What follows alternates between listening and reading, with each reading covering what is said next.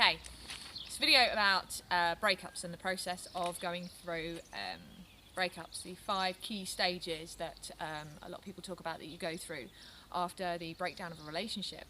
The 5 key stages being sort of denial, anger, bargaining, depression and acceptance. And they're all really important phases because each one has its own unique qualities and emotions that you go through.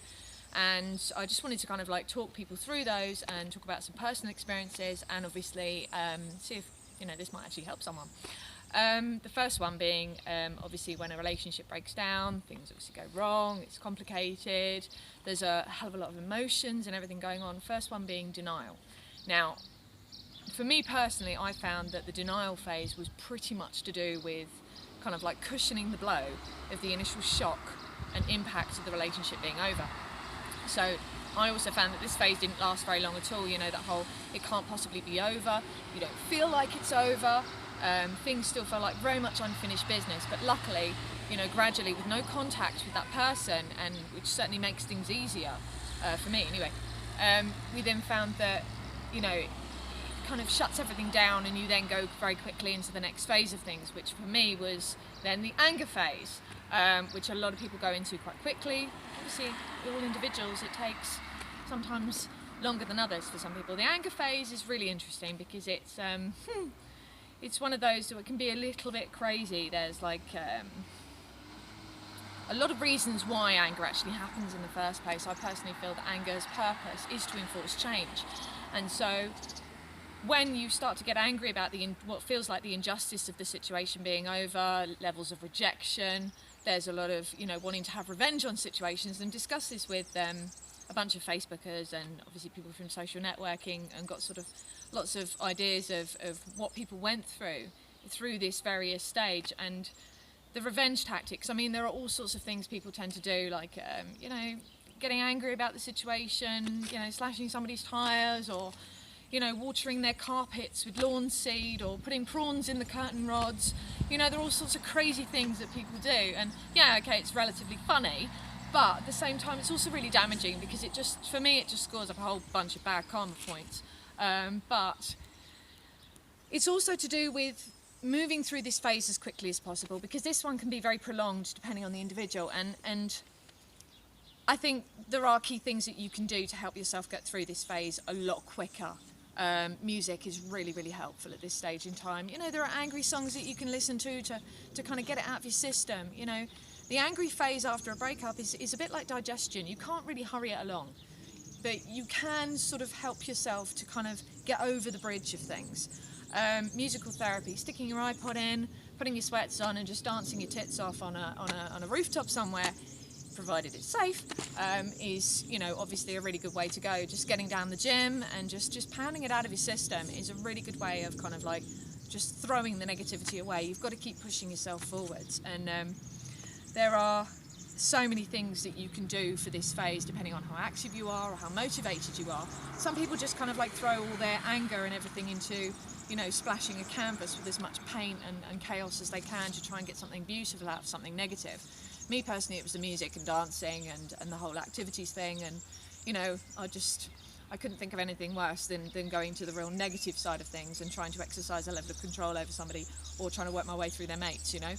Just not for me. But it's all about what helps for you. The angry stage will also lead some people into wanting to immediately go and jump into bed with somebody else because of those feelings of rejection, but also just sheer injustice and hurt and pain. It's a very painful one to go through, but it does enforce change. It is there to push you forward. That's the whole reason for stage 2.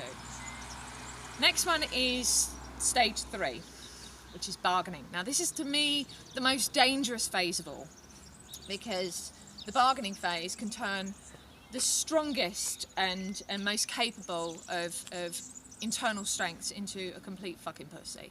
You can find yourself kind of I want him back. There's a whole load of things that you will find yourself doing. You will find yourself negotiating. You'll become a full-time negotiator. There will be probably contact through the internet, requests of contact, text messaging. We're too grown up for this messy shit. Don't go there. Just at this point in time, when you get to stage 3, the best thing that you can do, delete block, remove, delete, block, remove.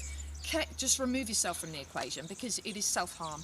This is the most harmful and dangerous, because it leads you back into a place where you're going to keep going back through stages 1, 2, 3, 1, 2, 3, 1, 2, 3. You know, and other times as well, you'll find yourself getting drunk and sending text messages. There's an application for that, where you can actually stop yourself sending text messages when you've had a drink or two to try and suppress some of the pain of things. Do not go down the road of substance abuse. It won't solve anything, because in the morning you're still going to be feeling the same pain. Bargaining, delete, block, remove. This, for me, the only way to handle the bargaining phase was just to not negotiate, walk away. It's the safest option. Stage 4 is the depression phase, which is the longest and toughest one to get through. All of them are pretty difficult. Depression is probably the hardest one to cope with, because it's so absorbing. You can find yourself completely, in the words of Doctor Who, I suppose, absorbed into the whole phase. You will find yourself really going internal. Everything is internalised, and it feels like you are harbouring and festering some kind of cancer. It's a really difficult phase to go through. There's a lot of tears, you feel completely worthless, and you will feel completely pathetic. You'll hate the world. You'll probably even go like, I don't want this feeling, leave me alone. There's a lot of kind of like, you know, really rejection towards everyone who tries to help you. It is a very toxic phase, because it then also manifests lots of feelings of pain towards other people.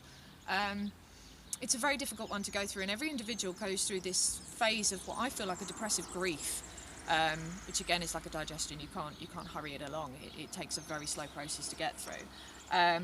You know, people have been known to feel suicidal in this phase, and it's really, really, really important at this stage. Do not turn to, you know, alcohol and drugs at this stage, because it is one of those where you are going to be at your lowest point just before you're over the mountain at this phase in time, and it's pick yourself up, dust yourself off. You've got to build on your self-esteem, your confidence. Things that are really helpful, again, music that is going to motivate you to move forward, self-affirmation exercises. Just look at yourself in the mirror every day and tell yourself 3 good things about yourself every single day. You know, self-affirmation, rebuilding confidence, rebuilding the ego are so important for you to really push yourself forward through this phase, because otherwise nobody else is going to do it for you, because depression has, once it's got a hold, it really wants to hold on, and it's all about whether or not you want it to hold on. So it's mind over matter. It's a matter of self-balance and self-control. And then stage 5 is the acceptance phase. Now, this isn't a light switch.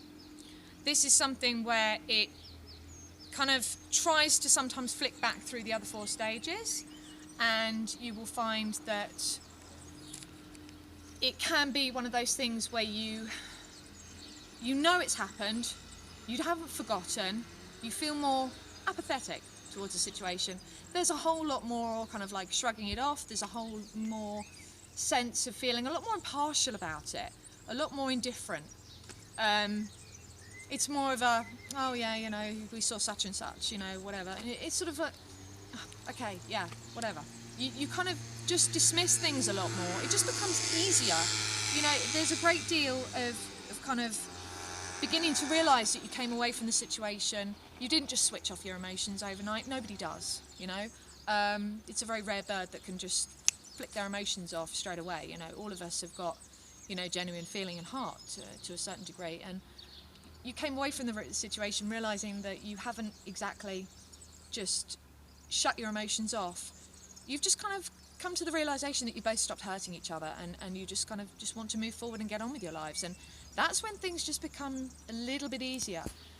The trick here also with the acceptance phase is to maintain probably non-contact for the most part, because the more contact you have, and you're still very raw from that stage 5 of depression, and to stage 4, sorry, when you're still very raw from everything, it's much better to give each other a lot of space.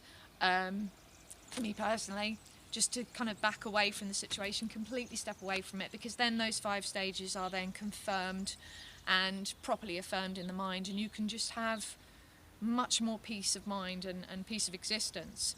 And you start to realise at the end of all of this, when you've kind of gone through all those phases, that you know, you were happy before you met this person, so therefore you're going to be happy after them. And so there's no reason for you to continue feeling so miserable. and you know, plenty more fish in the sea, plenty more things to get on with life. You know, nobody is worth feeling really, really, really, really, really awful for.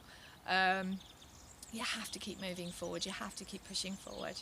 But yes, so there we have it. There are 5 key stages of breakups. I'd love to know what you think on this subject. Additionally, please subscribe to my channel. More videos to come, and good luck.